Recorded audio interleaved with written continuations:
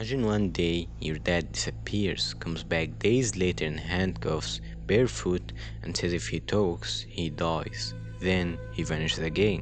Weeks later, they find him dead in the desert, shot in the back of the head, wearing a bulletproof vest with coded messages pinned to his body.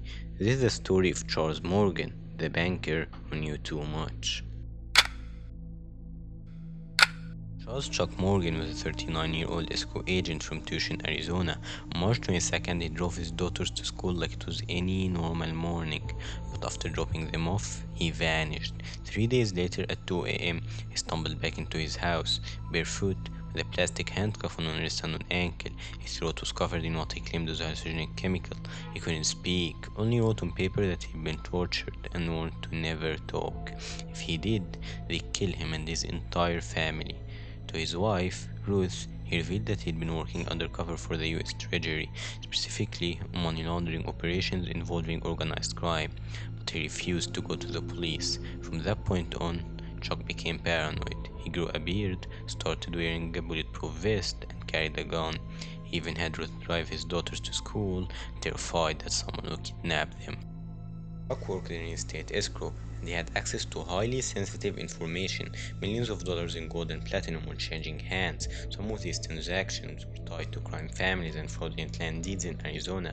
Chuck kept detailed records. If he really was working with the Treasury or against the mob, he was just a witness. He was a threat. At the same time, he began hiding more. He said if anything happened to him, there were documents that would explain everything. Then it happened again. On June 7, Chuck disappeared a second time. 9 days later, Ruth got a call. The woman on the phone refused to identify herself and only called herself Green Eyes.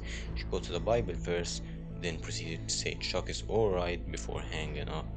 2 days after that call, Chuck was found dead in the desert, about 40 miles west of Tucson. Chuck's body was found lying near his car. He was shot once in the back of the head with his own gun. He was still wearing his bulletproof vest, no fingerprints on the gun, and none on the car. On his left hand, gunpowder residue, but Chuck was right-handed. Inside his car was a CB radio, ammunition, weapons, and a bizarre set of personal items. There was a white handkerchief with a tooth wrapped inside it, a pair of sunglasses that didn't belong to him, a piece of paper with directions and names written on it, and then there was the most chilling detail, a $2 bill. Taped inside his underwear was a $2 bill with 7 Spanish surnames written on it, a crude hand-drawn map pointing toward the Mexican border, and references to the exact Bible passage that Green Eyes had quoted over the phone. It was as if someone had left a message, but no one could decode it. After the body was found, Green Eyes called again.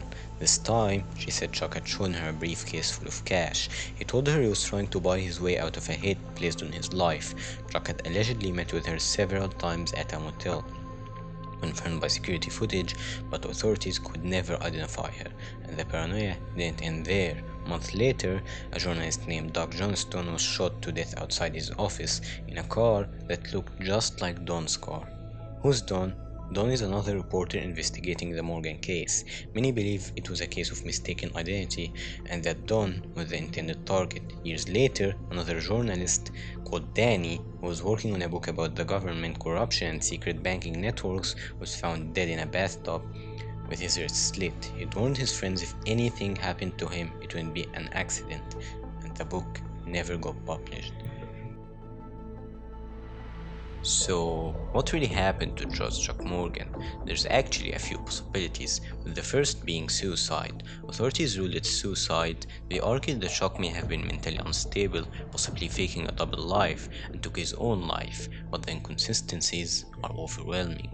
Why wear a bulletproof vest? Why shoot yourself in the back of the head? Why plant fingerprints nowhere? Why the cryptic $2 bill? Possibility 2, a mafia hit. Chuck had inside knowledge of massive laundering deals. If he tried to back out or flip, he could have been eliminated. The briefcase of cash may have been his last desperate attempt to stay alive. Possibility 3, a government cover-up. If Chuck was working undercover, he might have uncovered something too big. The strange items, missing evidence, FBI agents showing up with no proper trail, and death of multiple reporters suggest someone was cleaning up loose ends. Chuck's death was officially ruled a suicide, and the case was closed in August 1977. No one was ever arrested, no suspects, no leads. Ruth, Chuck's wife, always believed he was murdered, but even she stopped speaking publicly after being warned to drop it.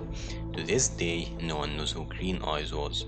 The FBI denies having any file on Charles Morgan, despite reports of agents being at his house. His secret documents, the one he said would explain everything, were never released.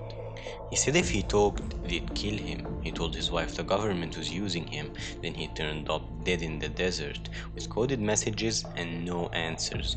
Was Charles Morgan silenced by the mafia, by the government, or was he just paranoid? This is one of Arizona's strangest unsolved cases, and it might stay that way.